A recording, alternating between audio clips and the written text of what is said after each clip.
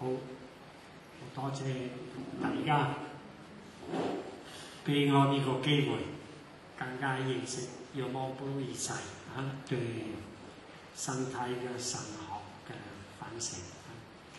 都多謝 Peter Paul and Mary Paul 就係聖保祿家，冇佢啦，冇我哋呢個研討會。Peter 就係佢 ，Mary 就係佢嘅太太。我以為睇咗佢嘅，佢啱啱嚟咗。好，頭先 Peter 所講嘅，我親身經驗過。若望保祿二世升為教宗，我係30歲，所以而家你知道教宗我幾多歲？我覺得如果我仲係神父啦，同埋覺得一個開心嘅神父啦，我要多謝兩個教宗。第一個就係保祿6世。你哋知道大公會之後咧，而40年啊，教會裏邊嘅事實上係好動盪嘅時期，亂嘅可能。Newman John Henry Newman 呢個偉大嘅19世紀嘅思想家啦、聖人啦，好快可能佢會係南懷浸福。有人問佢嗰陣時要開梵一，問佢開唔開啊？你覺得開好或者唔開好呢？佢話開啊，但係要知道每一次大公會議之後咧，會有至少40年嘅亂世。梵一之前咧有咗啦，就係所謂嘅近代主義嘅危機。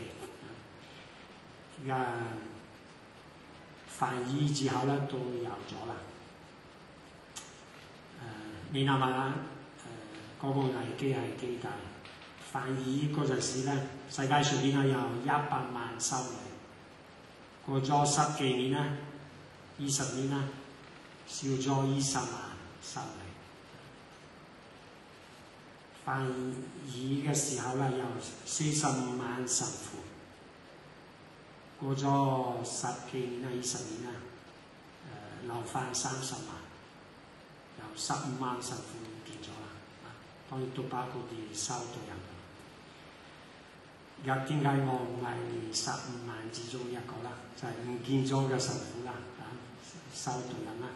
我要多謝保祿6世。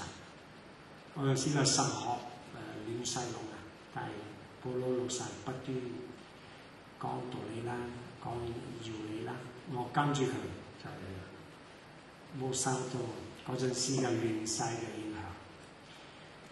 但係信仰生活有一方面就係性方面嘅生活可以話為我哋大家係非常重要嘅同埋基本嘅。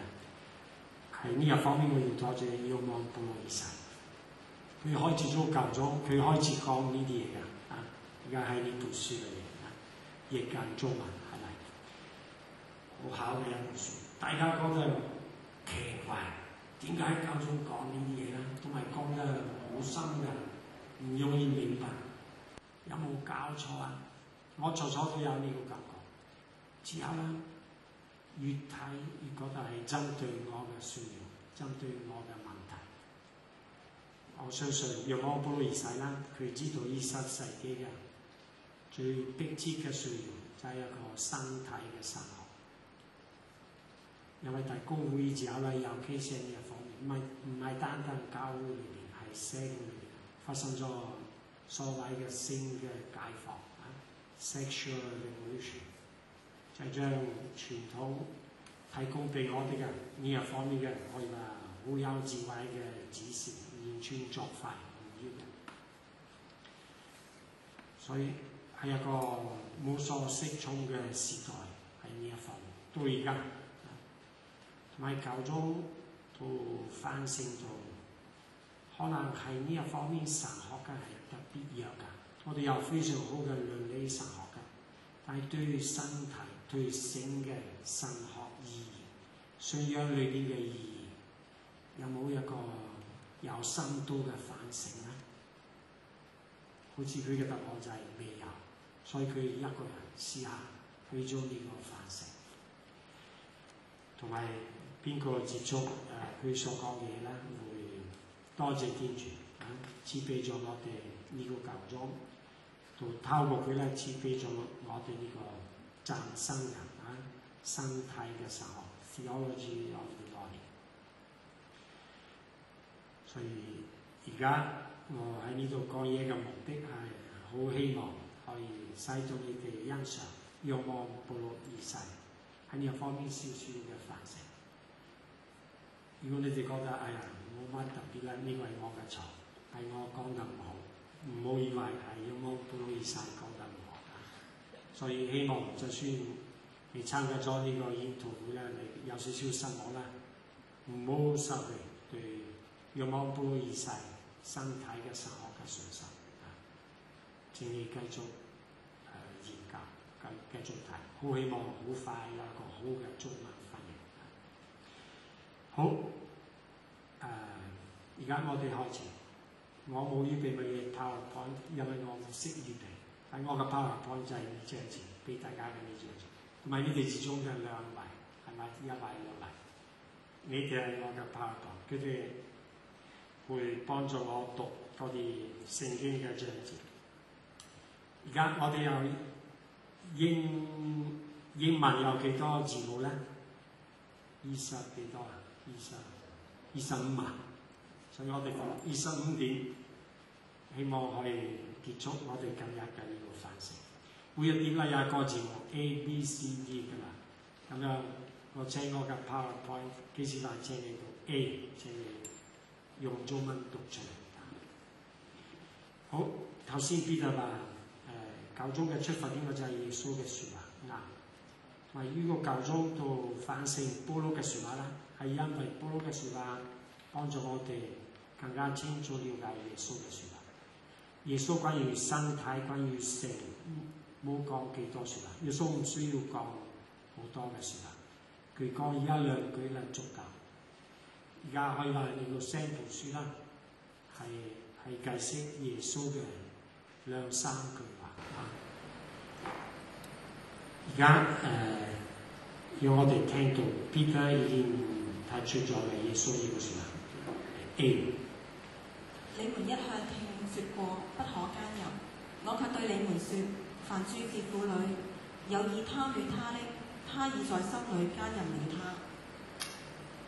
所以耶穌嘅呢個説話有關心，所以而家教宗呢個反省啦，同埋透過保祿所做嘅反省啦，有關生命嘅上邊。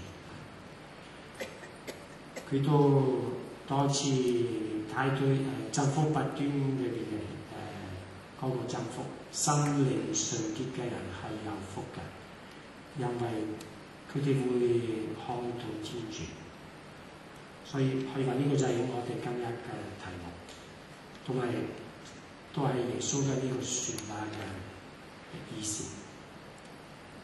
我哋男女之間嘅關係啦，需要生命嘅純潔，先至係個真善美性嘅關係。如果佢翻呢個生命嘅純潔咧，即刻出現問題。